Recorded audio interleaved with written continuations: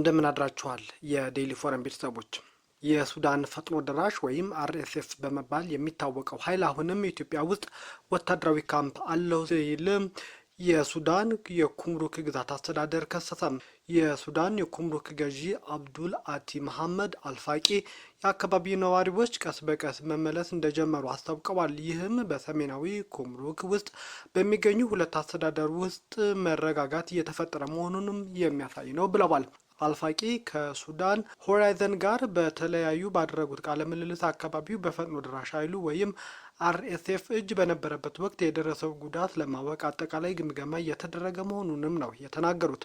ጨምረውም ወሳኝ የሆኑ የህዝብ አገልግሎት መስጫ ከፍተኛ ጉዳት እንደደረሰባቸውም ገልጸዋል። በከተማዋ ውስጥ የተበተኑ ያልፈነዱ ቦምቦች፣ አደገኛ እቃዎችና ሌሎችም የጦርነት ቅሪቶች በብዛት መኖራቸውን ጠቅሰው እነዚህ የማጽዳት ስራዎች በመከወን ላይ እንደሚገኙም ነው ያስታወቁት። በከተማዋ የተቀበሩ ፈንጂዎች ለማህበረሰቡ ትልቅ ስጋት መሆናቸውን ያስታወቁት ገዢው የተፈናቀሉ የአካባቢ ነዋሪዎች ሙሉ በሙሉ ለመመለስ የሚቻለው ይህ የማጽዳት ስራው በቴክኒክ ኮሚቴዎች ከተረጋገጠ በኋላ እንደሆነም ነው ያስታወቁት። የጤናና የውሃ መሰረተ ልማቶች ጨምሮ ከፍተኛ ጉዳት መድረሱን የጠቀሱት ገዢው በማጠቃለያቸውም ይህም ሆኖ አርኤስኤፍ አሁንም ኢትዮጵያ ውስጥ ወታደራዊ ካምፕ አለው በማለትም ነው ለጋዜጠኞቹ በመናገር ኢትዮጵያን የከሰሷት። የሱዳን የእርስ በርስ ጦርነት 4 ዓመቱ ከደፈነ የቆየ ሲሆን አሁንም ጦርነቱ ከመረጋጋት ይልቅ ከጊዜ ወደ ጊዜ እየተባባሰ መምጣቱ ነው የሚነገረው። ከቅርብ ወራት ወዲህ የሱዳን ኃይል በተለይም የፈጥኖ ደራሽ ኃይሉ በተቃራኒ እየተዋጋ ያለው የአብዱርሃን ጦር በሱዳን በብዙ አካባቢዎች በለስ እየቀና መሆኑ ነው የተነገረው። በዚህም የፈጥኖ ደራሽ ኃይሉ ከዚህ በፊት ተቆጣጥሯቸው የነበሩ ስፍራዎች አሁን በእጁ እያስገባ እንደሆነም ነው ከሱዳን የሚወጡ ዘገባዎች እያሳዩ ያለው። ሳውዲ አረቢያ ለቀይ ባህር ዘብ ጥምር ኃይል ዋና አዛዥ ሾመች። የሳውዲ አረቢያ መከላከያ ሚኒስቴር የቀይ ባህርን ደህንነት ለመጠበቅ በሚል ለመሰረተው ጥምር ኃይል አድሚራል አብዱላሂ ቢን ሳኢድ አልሻሂሪን ዋና አዛዥ አድርጎ መሾሙንም አስታውቋል። የጥምር ኃይሉ አመራር መዋቅር አጠናቆ ወደ ተቋሙ ግንባታና ዘመቻ ዝግጁነት ምዕራፍ መሸጋገሩንም ነው የተነገረው።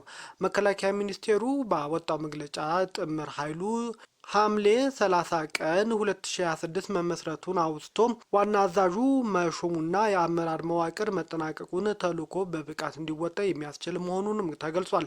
ዋና አዛዡ የጋራ ባህር ኃይሉ በበላይነት እንደሚቆጣጠሩ፣ በአባል ሀገራት መካከል የማስተባበር ስራ እንደሚያከናውን፣ ከጥምረቱ መተዳደሪያ ደንብ የሚስማሙ እንቅስቃሴዎችን እንደሚተገብርም ነው የተነገረው። የቀይ ባህር ዘብ ጥምር ጦር ዋነኛ ዓላማ የመርከቦች ነጻነት መጠበቅ፣ የባህር መተላለፊያዎች ደህንነት ማረጋገጥና ዓለም አቀፍ የንግድ መስመሮች ያለ ችግር እንዲቀጥል ማድረግ መሆኑንም ተነግሯል። መረጃዎቹ በማጋራት በአቅም ግንባታ በጋራ ልምምድ እንደሚታገዝም ተነግሯል። መግለጫው ጨምሮ በዚህ ጥምር ኃይሉ ውስጥ አዳዲስ አባላት ለማካተት ሂደቶች መቀጠላቸውን ገልጾ መስራች አባላቱ በሚቀጥለው ሳምንት ይፋዊ የፊርማ ስነስርዓት እንደሚያካሂዱም ነው እየተነገረ ያለው። ሁቲዎች በየመን መንግስት ኃይሎች ካምፕ ላይ በፈጸሙት ጥቃት በርካቶች መገደላቸው ተነግሯል። የየመን ሁቲ ታጣቂዎች ዓለም አቀፍ እውቅና ባለው የየመን መንግስት ቁጥጥር ስር በሚገኘው ካምፕ ላይ ፈጸሙት በተባለ የሮኬትና የድሮን ጥቃት 30 ሰዎች ሳይገደሉ እንዳልቀረ ተሰምቷል። የየመን መገናኛ ብዙኃን እንዳስታወቁት ከሆነ ጥቃቱ የተፈጸመው ማሪብ እና ሀድራማውት በተባሉ ግዛቶች ውስጥ በሚገኙ የታጣቂዎች የመጠለያ ካምፕ ላይም ነው። የየመን መንግስት የአስቸኳይ ጊዜ ኃይሎች ካምፖቹ ላይ በተፈጸመው ጥቃት በርካታ ሰዎች ከመገደላቸው በተጨማሪም በንብረት ላይ ከባድ ውድመት መድረሱንም አስታውቀዋል። ለዓመታት በሁቲ ኃይሎችና ዓለም አቀፍ እውቅና ባለው የየመን መንግስት መካከል የእርስ በርስ ጦርነት ውስጥ ያለችው አገሪቱ በሁለቱ ወገኖች ቁጥጥር ስርም ትገኛለች። ከአውሮፓውያኑ 2022 ወይም ከ4 ዓመት ወዲህ በሁለቱ ኃይሎች መካከል የሚደረገው ውጊያ ጋብ ብሎ የቆየ ቢሆንም አልፎ አልፎ ግን ወደ ግጭት ሲያመሩም ነው የሚስተዋለው። ካለፈው ሐምሌ ወር ወዲህ በሁቲዎችና በየመን መንግስት መካከል የሚደረገው ግጭት በመባባሱ በሁለቱ ወገን የተሰለፉ በርካታ ተዋጊዎች መገደላቸውም ይሰማል። የኢራን ወዳጅ የሆነው ሁቲ ከአውሮፓውያኑ 14 ወዲህ ዋና ከተማ ሰንዓንና በቀይ ባህር ዳርቻ የሚገኙ ሌሎች የአገሪቱ ክፍሎችን ተቆጣጥሮም እያስተዳደረም ነው። መቀመጫውን አንደን ያደረገው የየመን መንግስት የሳውዲ አረቢያ ድጋፍ ያለው ሲሆን ዓለም አቀፍ እውቅናም ተችሮታል። ነገር ግን ሁቲዎች ከየመን መንግስት በበለጠ በቀጥናው ከፍተኛ ተጽዕኖ ያላቸው ሲሆን ከኢራን በሚገኙ ድጋፍ በቀይ ባህር ላይ በሚተላለፉ መርከቦች እንዲሁም በሳውዲ ላይ የሚሳኤልና የድሮን ጥቃት በተከታታይ ሲፈጽሙም ነው የሚስተዋለው።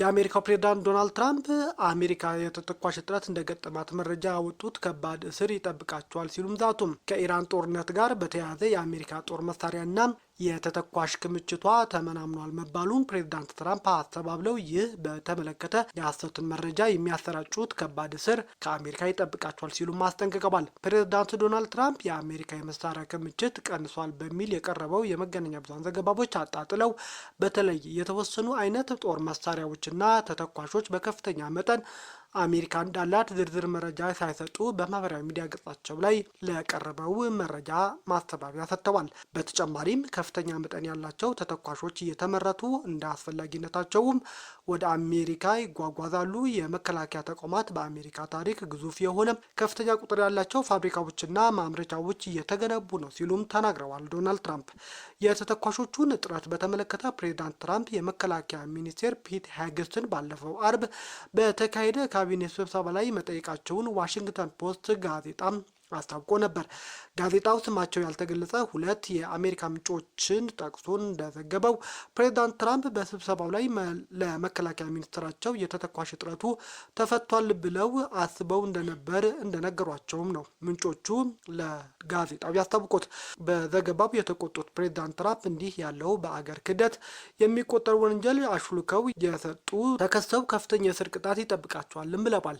የረጅም ርቀት ተወንጫፊ ሚሳኤሎች እና የአየር መከላከያ ሚሳኤሎች እጥረት ዶናልድ ትራምፕ በኢራን ላይ በሚከተሉት ፖሊሲ ላይ ተጽዕኖ እንደፈጠረና አሜሪካ ሰራዊት ወደ 80 በመቶ የሚጠጋውን ጸረ ሚሳኤል ክምችቱን ጥቅም ላይ እንዳዋለም ሲኤንኤን ዘግቦ ነበር።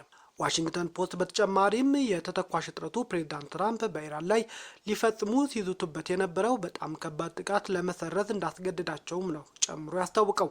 የዋይት ሀውስ ቃል አቀባይ ካሮላይ ሌቪት ፕሬዝዳንቱን የመከላከያ ሚኒስትሩ ተጨቃጭቀዋል መባሉ ሐሰተኛ ዜና በማለት ይህ እንዳልሆነ በማህበራዊ ትስስር ሚዲያ ገጻቸው ላይ አስተባብለዋል።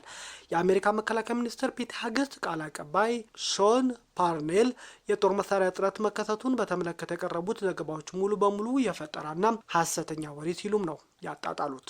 ዩክሬን በሩሲያ ላይ በፈጸመችው የድሮን ጥቃት 3 ሰዎች ሲገደሉ 15 ሰዎች መቁሰላቸው ተገለጸ። ዩክሬን ሐሙስ ምሽት በሩሲያ ላይ በተለያዩ ከተሞች ላይ ፈጸመችው በተባለ ጥቃት 3 ሰዎች ሲገደሉ 15 ሰዎች መቁሰላቸውን የሩሲያ ባለስልጣናት አረጋግጠዋል። ጥቃቱ የተፈጸመው በቢያንስክ፣ ኒዝሪን፣ ኒዥኒ ኖቭጎሮድ እና ኩርስክ ከተሞች ውስጥ ሲሆን ከተጎዱት መካከል ህጻናት ይገኙበታል ተብሏል። የቢያንስክ ከተማ ተወካይ አስተዳደር ኢጎር ኮቫልቹክ የተጓዘ ባለ ተሽከርካሪ ላይ በተፈጸመ የድሮን ጥቃት አሽከርካሪው መገደሉን አስታውቀዋል። ሌላ ግለሰብ በኖቮቦይክ ከተማ መገደሉ የተዘገበ ሲሆን ሌሎች 5 ሰዎች ደግሞ ጉዳት ደርሶባቸው ወደ ሆስፒታል ተወስደዋል ተብሏል። በሌላ በኩል የሩሲያ 5ኛ ትልቅ ከተማ እንደሆነች የሚነገርላት የኒዥኒ ኖቭጎሮድ አስተዳዳሪ ግሌብ ኒኪቲን ድሮኑ የመገናኛ መስመር እክል ከገጠመው በኋላ ዛፍ ላይ በመውደቅ አንድ ህፃን ጨምሮ 4 ሰዎች መጎዳታቸው ገልጿል። በአቅራቢያው ባለ ቦታ እሳት መነሳቱ የተገለጸ ሲሆን የደረሰባቸው ጉዳት ለህይወታቸው የሚያሰጋ እንዳልሆነም ተነግሯል። በሩሲያ ኩርስክ ከተማም አንድ ግለሰብ እንደተገደለ የአካባቢው አስተዳደር ተነግሯል። በዚህም ጥቃት 6 ሰዎች ጉዳት እንደደረሰባቸውና 3 ከባድ ጉዳት መድረሱንም ነው የተገለጸው። የዩክሬን ፕሬዝዳንት ቭላዲሚር ዜሌንስኪ ጦሩ በረጅም ርቀት ጥቃት 2 የሩሲያ ነዳጅ ማጣሪያ መምታቱንም አስታውቀዋል። በባሽኮርቶስታን እና ያሮስላቪል የሚገኙ የነዳጅ ማጣሪያዎች ተመትተዋልም ብለዋል ዜሌንስኪ።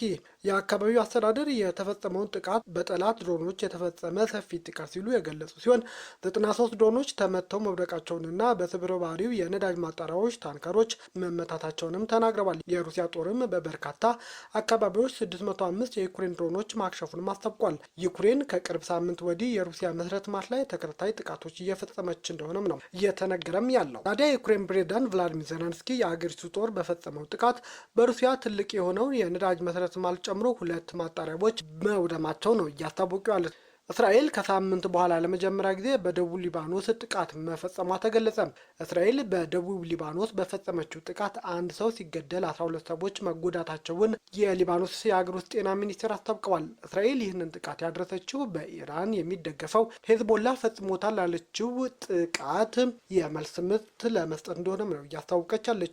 ሞትና ጉዳት ያጋጠመው በቲዩኒን ከተማ ውስጥ የጸሎት ስፍራ ጣሪያ በመመታቱ እንደሆነም የሊባኖስ መገናኛ ብዙሃን አስታውቀዋል። የእስራኤል ጦር ከአንድ ወር በኋላ ለመጀመሪያ ጊዜ ነዋሪዎች አካባቢውን ለቀው እንዲወጡ የሚጠይቅ ትዕዛዝ በማውጣት በምዕራባዊቷ ማንሱሪ ከተማ ጥቃቶች ተፈጽሟል። የእስራኤል ጦር የአረብኛ ቋንቋ ቃል አቀባይ ረቡዕ ዕለት ነዋሪዎች በአካባቢው የኃይል እርምጃ ከመወሰድ በፊት ለቀው እንዲወጡም አዘው ነበር። ከ30 ደቂቃ በኋላም ዳግም ዋናው ቃል አቀባይ የእስራኤል ጦር በደቡባዊ ሊባኖስ ኢላማ ተኮር ጥቃቶች ማድረስ መጀመሩንም አስታውቀው ነበር። የእስራኤል ጦር ሄዝቦላ የተኩስ አቁም ስምምነቱ እንደጣሰ ከመግለጽ ውጭ ዝርዝር መረጃ አልቀረበም። እነዚህ ጥቃቶች የተፈጸሙት የእስራኤልና ሊባኖስ ባለስልጣናት በአሜሪካ አደራዳሪነት የደረሰውን ተኩስ አቁም ለማጽናት ያለመ ንግግር ሮም ውስጥ እያካሄዱ ባለበት ወቅት ነው። ሄዝቦላ ክስተቶቹን በተመለከተም አስተያየት አለመስጠቱ ተገልጿል። ሁለቱ ሀገራት ሄዝቦላ ትጥቁን እንዲፈታ፣ በምላሹ ደግሞ እስራኤል ወረራ ከያዘቻቸው የደቡባዊ ሊባኖስ ግዛቶች እንድትወጣ የሚያደርግ የስምምነት ማዕቀፍ ሰኔ ላይ